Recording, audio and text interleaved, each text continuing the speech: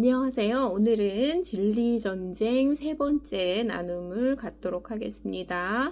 왜 우리는 믿음을 위해 싸워야 하는가?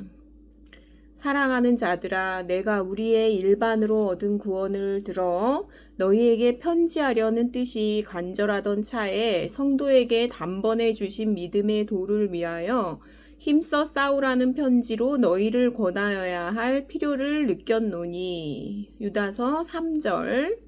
유다는 이것을 목적으로 이 서신을 썼습니다. 유다는 자신을 예수 그리스도의 종이요 야고보의 형제로 묘사하고 있습니다. 예수님의 형제인 야고보와 유다는 성경 어디서나 명백하게 언급되고 있는 이름의 소유자들입니다. 지상에 있던 예수님 자신의 형제 두 사람이 하나님의 성령을 힘입어 신약 성경을 기록했다는 사실이 얼마나 놀라운 일인가요? 하나님의 성령이 감동하시고 보존하셔서 신약 정경의 일부로 두 서신을 우리에게 전해 주셨습니다. 유다와 야고보의 불신앙을 회고해 볼 때, 이 서신은 특별히 매력적이죠. 그러니까 유다와 야고보의 불신앙은 요한복음 7장 5절에 나와 있죠. 그러니까 예수님이 살아 계실 때, 사역을 하실 때는 유다와 야고보는 예수님을 믿지 않았죠. 분명히 예수님을 불신하는 가족들은 부활 후 모두 신자들이 되었다. 야고보와 유다 두 사람은 교회의 지도자들이 되었다. 유다는 이전의 불신앙 때문에 자신을 낮추었을 것이며 형이 실제로 자신의 죄와 불신앙 때문에 죽었다가 다시 부활하신 하나님의 아들이시라는 사실에 두렵고 떨리는 마음을 가졌을 것이 분명하다. 그는 더 이상 예수님을 자신의 형제로 생각하지 않았다. 그래서 유다는 자기를 예수 그리스도의 종으로 그리고 야고보의 형제로만 소개하고 있는 것이다. 그는 자신의 원래 독자가 누구인지 알리지는 않는다. 사랑하는 자들아, 내가 우리의 일반으로 얻은 구원을 들어 너희에게 편지하려는 뜻이 간절하던 차에 성도에게 단번에 주신 믿음의 도를 위하여 힘써 싸우라는 편지로 너희를 권하여야 할 필요를 느꼈노니 이는 가만히 들어온 사람 몇이 있음이라. 저희는 옛적부터 이 판결을 받기로 미리 기록된 자니 경건치 아니하여 우리 하나님의 은혜를 도리어 세교거리로 바꾸고 홀로 하나이신 주제 곧 우리 주 예수 그리스도를 부인하는 자니라. 유다서 1장 3절 4절. 바울은 모든 편지에서 은혜로운 칭찬의 말을 사용했다. 심지어 문제 많은 고린도 교회에 편지를 썼을 때조차도 그들에 대한 인정과 감사의 말을 잊지 않았다. 그런데 갈라디아서를 쓸 때는 격려의 내용을 완전히 생략했다. 보증이나 칭찬의 말은 서신 전체 어디에도 발견할 수 없다. 대신 바울은 다급함과 엄숙함으로 갈라디아 교회에 편지를 쓰기 시작했다. 그들 가운데 있는 거짓 선생들에 대한 침울한 이중의 저주를 선포했다. 갈라디아서 1장 8절 9절. 갈라디아서의 첫 9구절은 그의 독자들을 뒤흔들어 놓았고 숨이 가쁘게 했다. 그 구절들은 그들에게 거짓 선생들의 유혹적인 영향에서 벗어날 수 있겠다. 유다가 원래 쓰고자 했던 방향과 내용을 바꾸게 한 것은 무엇일까? 복음을 위해 싸워야 할 경우에 교회가 일어서서 대적하지 않는다면 그가 원래 쓰기로 계획했던 영광스러운 구원은 심각한 타협에 빠질 위험에 봉착하게 된다. 그래서 원래는 유다는 그러니까 복음서 같은 거를 쓰고 싶어 했던 것 같아요. 근데 이런 거짓 교사들이 거짓 교사들의 이제 심각성 때문에 이 유다서를 쓰게 된 거죠. 그래서 위로와 격려의 마음을 전하려는 마음에서 우러나는 우호적인 시도를 무장을 명령하는 강렬한 부름으로 대체한 것이다.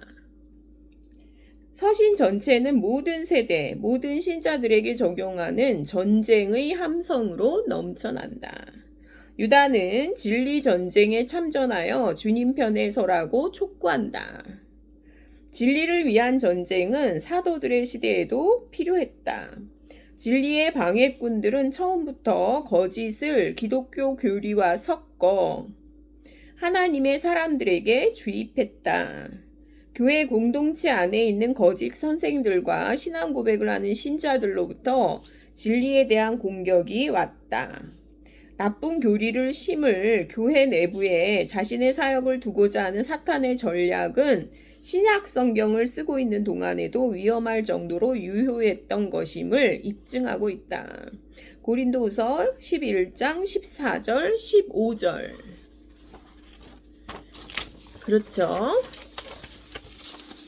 유다서 18절이 베드로후서 3장 3절을 인용하고 있고 17절에서 유다가 자신의 서신이 한 사도로부터 온 것임을 분명히 인정하고 있는 사실로 볼 때 우리는 베드로후서를 유다서보다 앞서 기록했다는 결론을 얻을 수 있다.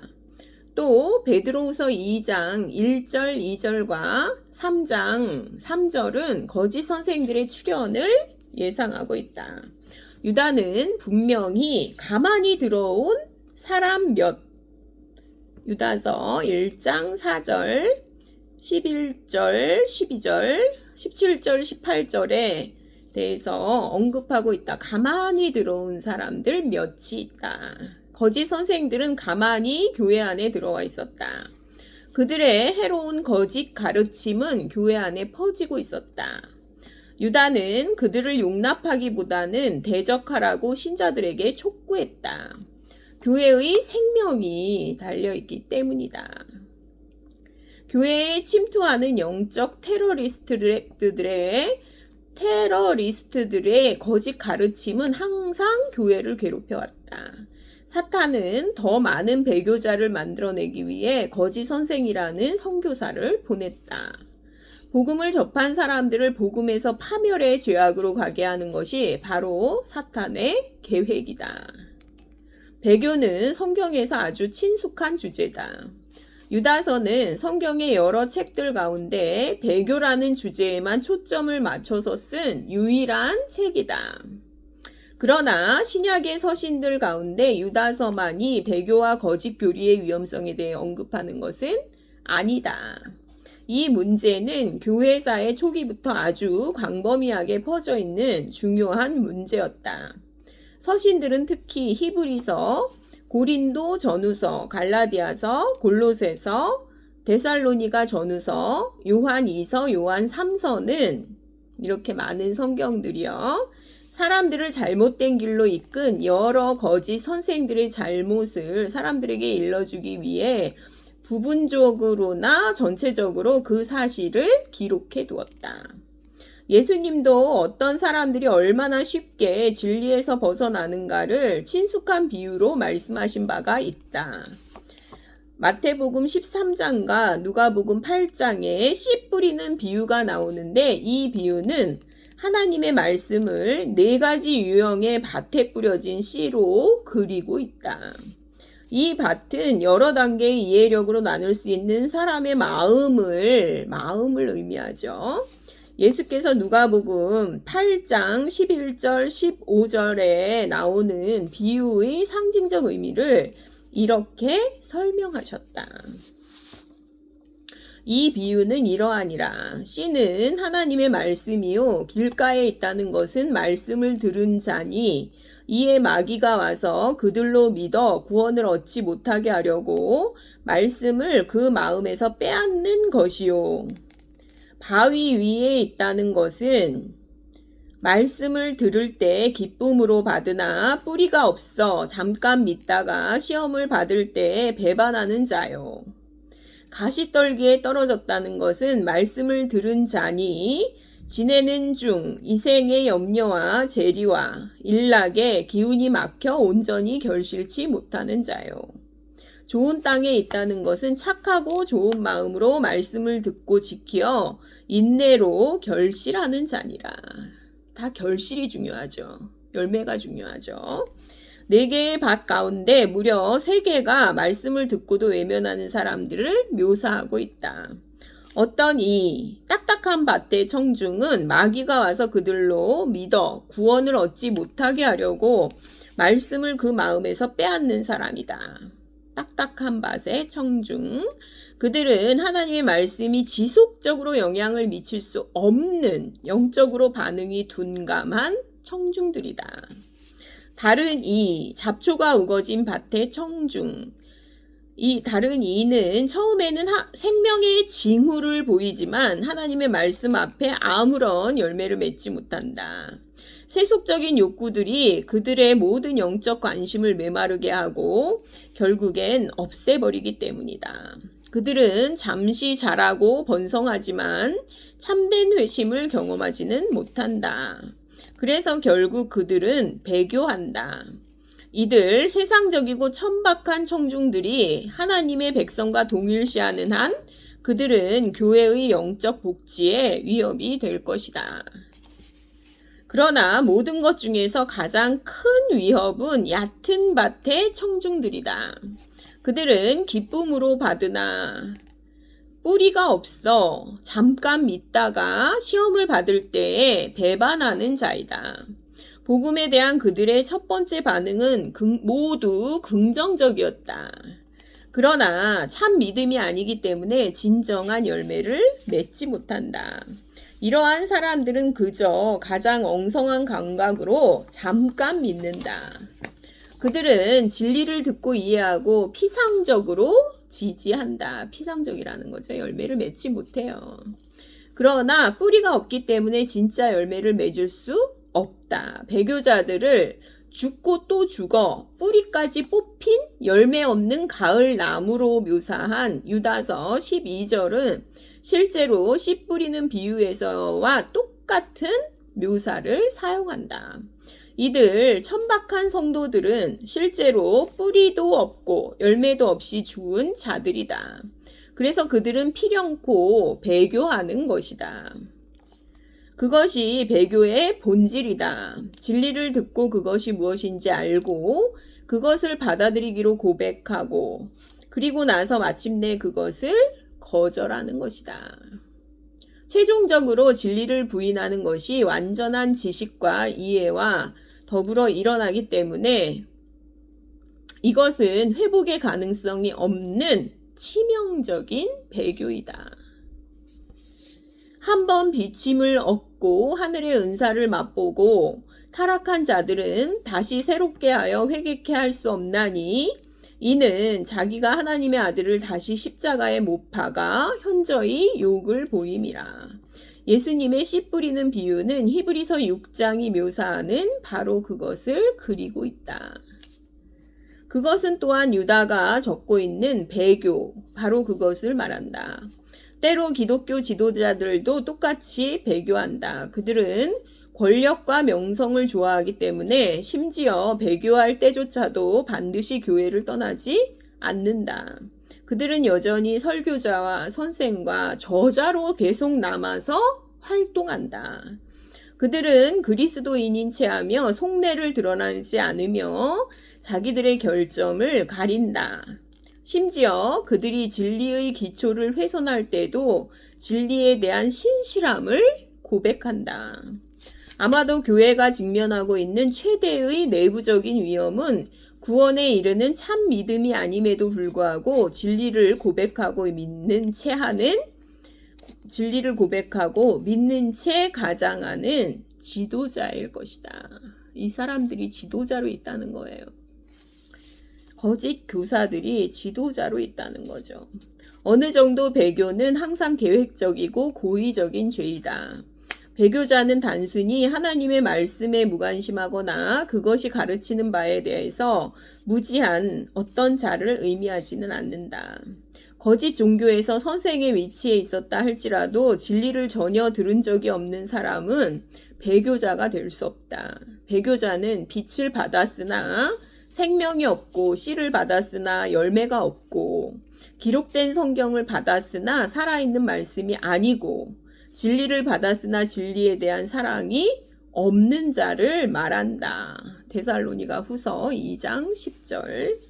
대개 속이는 자들은 스스로 여러 종류의 속임수에 눈멀기가 일수다. 디모데후서 3장 13절. 실제로 어떤 점에서는 그들은 진리의 근본이신 하나님을 섬기는 것으로 스스로 착각할 때도 있다. 요한복음 16장 2절. 그러나 또 다른 점에서는 그들이 충분한 지식과 이해를 가지고 그것에 완전히 책임을 지는 진리를 고의적으로 거절하기도 한다. 그것이 배교의 죄를 그렇게 악하게 만드는 이유다. 진리를 듣고 이해한 후에 그것에 대해 고의적으로 거절하기 때문이다. 저는 이런 거짓 교사들을 좀 알고 있거든요. 마술로서 사마리아 사람들을 놀라게 함으로 평판을 얻었고 스스로 대단하고 능력 있는 사람이라 자랑하던 마술사 시몬을 알 수 있다. 시몬은 사기를 일삼았던 사람이다. 누가에 따르면 사마리아 사람들은 시몬의 기술이 하나님의 큰 능력, 유다서 1장 10절에서 온 것이라고 믿었다. 빌립이 하나님 나라와 및 예수 그리스도의 이름에 관하여 전도함을 저희가 믿고 남녀가 다 세례를 받으니 시몬도 믿고 세례를 받은 후에 전심으로 빌립을 따라다니며 그 나타나는 표적과 큰 능력을 보고 놀라니라.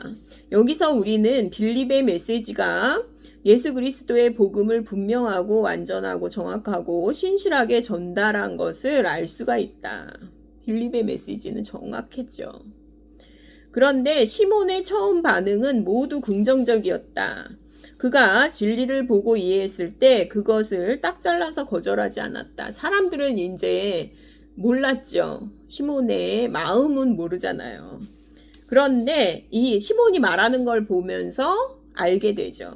시몬이 사도들의 안수함으로 성령 받는 것을 보고 돈을 들여 가로되 이 권능을 내게도 주어 누구든지 내가 안수하는 사람은 성령을 받게 하여 주소서 하니 시몬은 믿었고 세례받고 빌립과 동행하고 모든 기적을 봤으며 계속해서 긍정적인 놀라운 사실을 만난다. 겉으로 봤을 때는 신실한 신자 같죠. 겉으로 봤을 때는 누가 봐도 그의 믿음이 진짜인 것처럼 보인다. 그러나 베드로는 그에게 이렇게 말했다. 내가 하나님의 선물을 돈 주고 살 줄로 생각하였으니 내 은과 내가 함께 망할지어다. 사도행전 8장 20절. 베드로는 시몬의 요구를 통해 그가 참 신자가 아니라는 사실을 알 수 있었다. 하나님 앞에서 내 마음이 바르지 못하니 이 도에는 내가 관계도 없고 분깃될 것도 없느니라. 사도행전 8장 21절. 여기서 배교자에게 대처하는 직접적인 방식에 대한 지식을 얻을 수 있다. 베드로가 이어서 시몬의 회개를 촉구하는 장면이 나오는데 여기서 베드로가 시몬의 죄가 너무 심각하여 용서받을 수 없음을 전제로 깔고 용서에 대해서 말하고 있다는 사실에 주목하라. 용서받을 수가 없죠. 내가 보니 너는 악독이 가득하며 불의에 매인 바 되었도다. 시몬이 대답하여 가로되 나를 위하여 주께 기도하여 말한 것이 하나도 내게 임하지 말게 하소서 하니라. 사도행전 8장 23절 24절. 말에 다 드러나요. 마음이 말에 드러나죠. 그러나 배교하리라는 시몬의 두려운 마음은 오래 지속되지 못했다. 그날의 시몬은 그리스도에게서 영원히 떨어져 나왔고 누가는 더 이상 그에 대해 기록하지 않고 있다. 시몬은 기타라고 하는 사마리아의 한 마을 출신이었다고 한다. 저스틴과 이레니우스와 두 사람은 시몬이 첫 번째 유사 기독교 종파 가운데 하나를 시작했다고 기록한다. 이레니우스에 따르면 그 마술사는 성경의 상징과 용어를 빌려서 자신이 육신으로 오신 참 하나님이라고 말하며 자신에 관해 스스로 창안한 다양한 신비들을 뒤섞어 말했다고 한다. 초대교회 역사가들은 시몬을 초대 영지주의 분파의 탁월한 설립자로 간주한다. 기독교 교회사는 시몬이 시몬 마구스인데 그의 이름에서 돈을 받고 교회의 직분을 팔아먹는 성직 매매를 뜻하는 시몬이란 용어가 유래했다고 전한다. 공격적인 배교자보다 더 기독교 신앙에 위협적인 사람은 없다. 그에 대한 가장 빠른 증거를 시몬의 경력을 통해 알 수 있다. 이게 이제 왜 우리는 그 단번에 받은 성도들에게 주신 일반으로 얻은 구원, 단번에 주신 믿음의 도를 위하여 왜 우리는 싸워야 되는지, 이거 이제 이 부분에 이렇게 잘 나타나 있죠. 그러니까 그렇게 해서 배교자가 되는 거예요. 아무것도 모르는 사람은 배교자가 될 수가 없어요. 그러니까 극명하게 드러나는 거죠. 그러니까 그 하나님을 배반하는, 배도하는 거는 극명하게 드러나는 거거든요. 그러니까 우리가 그런 거짓 교사들을 이렇게 전쟁을 불사해야 되죠. 누가 전쟁이 좋겠어요? 누가 부담스럽지 않은 사람들이 있겠어요? 그런데 이거를 그냥 하지 않으면은요, 그런 거짓 교사들이요, 다 그냥 생명이 걸린 문제거든요. 그래서 영혼들을 다 멸망으로 끌고 가는 거예요. 그렇기 때문에 우리가 이 진리 전쟁을 해야 된다. 믿음을 위해서 싸워야 된다 하는 얘기를 여기 이제 존 메가더 목사님의 진리 전쟁 세 번째 나눔을 가졌습니다. 감사합니다.